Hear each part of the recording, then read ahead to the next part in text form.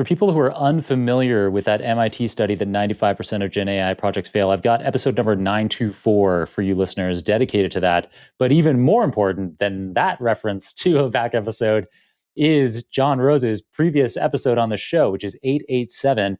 And in 887, he provides tons of information on what he just gave an overview of, where uh, you can be basically guaranteed to have successful projects within your enterprise, how to select the projects that are going to have the best ROI, and you just gave some citations there, which I don't think you did in the previous episode, of kind of 10 to 1, 30 to 1 ROI ratios, which is amazing.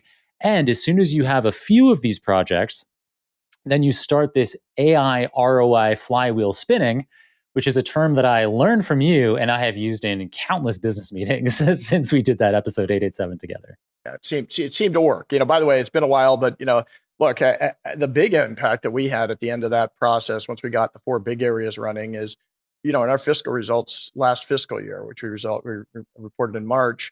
That was the first year that we'd kind of got all this stuff up and running.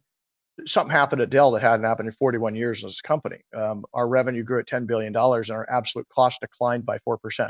We have never decoupled revenue growth from cost.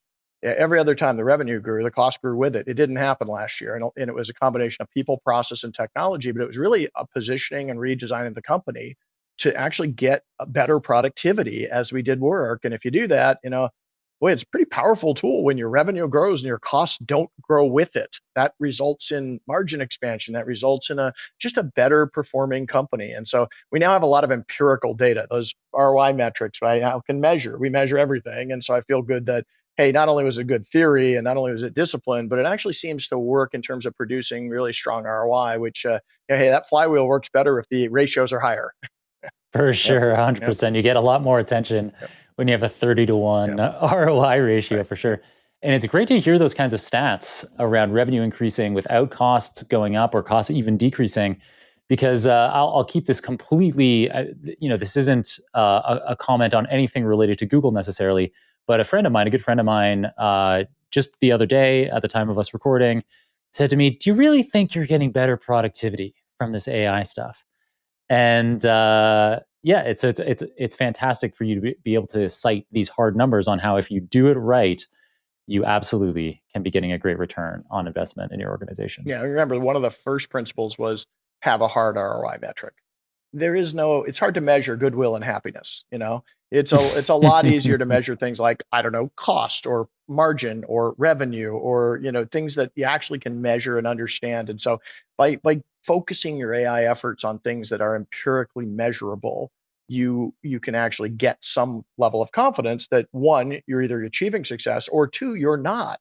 If the ROI is nothing, and there's actually a term, that I won't use the full language, but I think it was a McKinsey report, and it described what they call BS work. And they basically said generative AI is a BS work detector, because it turns out that if you use a whole bunch of AI tools on a piece of work that you currently do without them, and after you use them, even if you feel good about it, nothing changed. Your revenue didn't go up, your cost structure didn't go down, nothing really changed. What it's telling you is maybe that work isn't worth doing. Maybe it's BS work. And it turns out, that there's probably a lot of that out there where, just doing AI to something doesn't necessarily, result in an impact. And, I'm pretty, let's call it focused on, you want an impact from this stuff. You're investing heavily in the technology. It's costly, it's complex. And if you're not getting an impact that disrupts your business in some way in a positive sense, then why are you doing it? And trust me, there's a lot of targets to go after. So, spend the time there. Right. So what you're saying is, in a lot of cases, the reason why AI projects are unfruitful or don't appear to move the needle internally is because it's automating something that was BS in the first place when humans were doing it. Yeah, exactly. There was like I said, I think it was McKinsey, one of the consulting firms, put this article out. You can go Google BS work in AI, and it makes a lot of sense. I mean, look, hey, you can apply AI to anything you want. Great. That might make it better, might not, but you've probably picked the things that if you make them better, your business will improve. Something material will happen, and that level of discipline is something that people have to spend a little time on up front. And if you do, seems to result in things that matter.